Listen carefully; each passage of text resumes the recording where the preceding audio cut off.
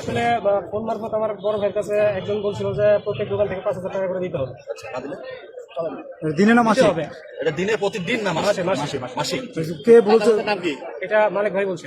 মালিককে? মালিকের পরিচয় দেন। আব্দুল মালিক ভাই, জামায়াতের ইউনিয়ন সেক্রেটারি। আব্দুল মালিক জামাত মানে ইউনিয়ন সেক্রেটারি। এটা দুলাল ভাইয়ের কাছে ফোন মারফত বলছে। আচ্ছা, এখন আপনারা যে সহযোগিতা পাচ্ছেন সেটা বিষয়ে জানি, তারপরে কিভাবে দোকান খোলা হচ্ছে?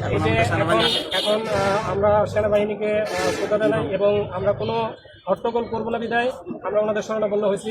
আমরা কেটে খাওয়া মানুষ, আমরা আমাদের সংসার চলে এই দোকানদারি করি। এই দোকানটা যদি বন্ধ থাকে তাহলে আমাদের সাংসারিক দিকটাও সমস্যা করতে হবে। তো আমরা কোনো সমস্যা করবো না বিদায় আমরা সেনাবাহিনীর দ্বারস্থ হয়েছি এবং তারা আমাদের ফোন করা মাত্রই আমাদের সহযোগিতার জন্য তারা এগিয়ে আসছেন এবং ওনারাও তথ্য উপাত্ত নিয়েছেন। সব কিছু উদ্ঘাটন করে এই পর্যায়ে আমাদের দোকান খোলা ব্যবস্থা করেছে। আমি সেনাবাহিনীকে ধন্যবাদ জানাই এবং তারা যেন এভাবেই সাধারণ মানুষের কাছে সবসময় থাকতে পারে।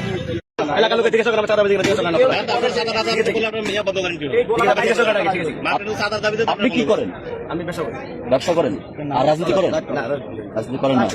হ্যাঁ, দোকানদারি করেন। আপনি কি করেন? আপনি এখানে কেন আসছেন? জামাতের ওয়ার্ড সভাপতি কেটা এখানে? আপনি একটু দিকে আসেন।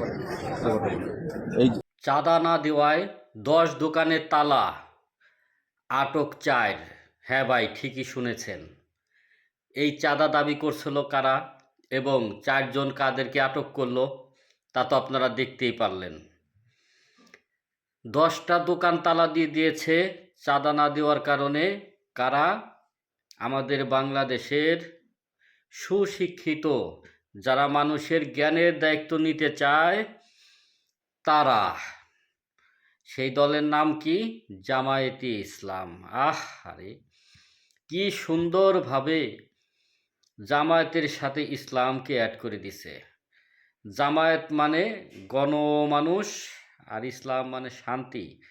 কিন্তু এই ইসলামকে ব্যবহার করে তারা যেইভাবে মানুষকে ভয় ভীতির মধ্যে রাখছে, ভাই দেশ জুড়ে যা দেখতেছি, আহারে মানুষকে মানে পাখির মতো পিটাইতেছে।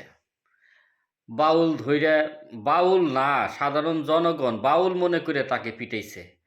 এইরকম দৃশ্য আমাদের দেখতে হইতেছে। তা যাই হোক ভাই, 10টা দোকান তালা দিছিল চাঁদা না পায়া। তো পরে সেনাবাহিনীতে, পুলিশের যৌথ বাহিনী সবাই মিলেমিশে সবাইকে অ্যারেস্ট করছে এবং তাদেরকে আইনের আওতায় নিয়ে গেছে। তা আলহামদুলিল্লাহ।